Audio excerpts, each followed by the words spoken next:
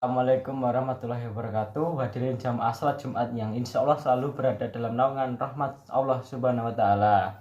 Tak hentinya kita panjatkan puja dan puji syukur kepada Allah Subhanahu wa Ta'ala telah memberikan kita karunia iman dan Islam, nikmat yang terahmat besar yang Allah karuniakan kepada hambanya. Semoga kita selalu mendapatkan hidayah serta berada dalam keadaan iman dan Islam hingga akhir hayat kita. Amin. Sebuah pujian yang hanya layak dimiliki oleh Allah Subhanahu wa Ta'ala. Alhamdulillah, segala puji hanya milik Allah. Tidak pantas bagi manusia untuk mengharapkan pujian, tidak pantas bagi manusia untuk merasa berjasa, karena sejatinya segala pujian hanya miliknya semata.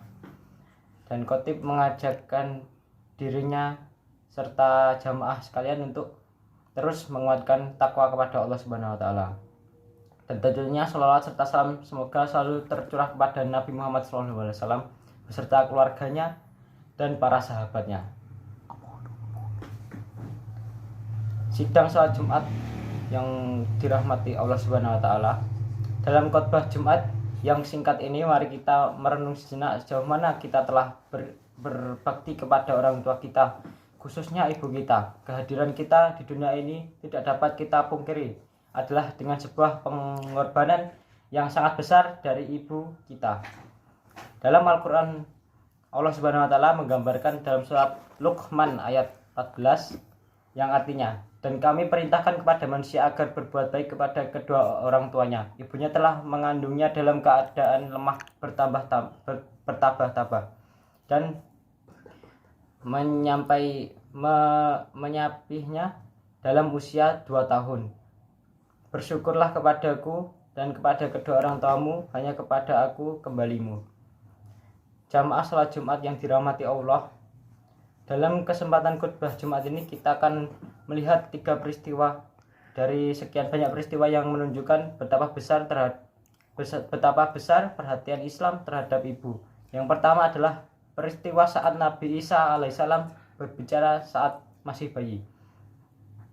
Sungguh adalah sebuah peristiwa yang sangat besar dari Allah menciptakan Isa alaihissalam tanpa seorang ayah untuk menunjukkan kebesaran Allah Subhanahu wa Ta'ala. Namun kelahiran Nabi Isa alaihissalam sempat mendatangkan ketuduhan keji kepada Maryam, digambarkan dalam surat Maryam ayat 27-28 yang artinya, kemudian Maryam membawa bayi itu kepada kaumnya dengan menggendongnya. Mereka kaumnya berkata, "Wahai Maryam, sungguh engkau telah membawa sesuatu yang sangat mungkar.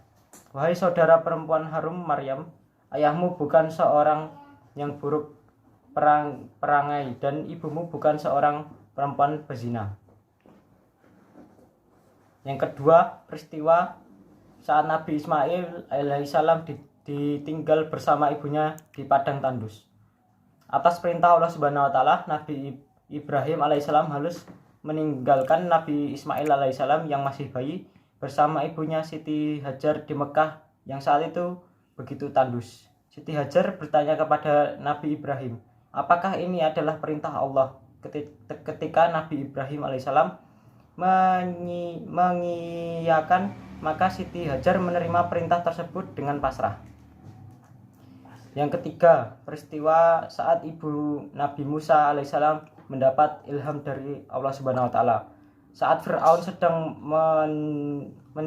mencanangkan untuk menghabisi seluruh laki-laki di negerinya, ibu Musa alaihissalam teramat sedih dan khawatir bahwa putranya akan turut dihabisi.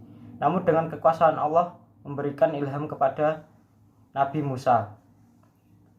Sekian khotbah dari saya. Wassalamualaikum warahmatullahi wabarakatuh.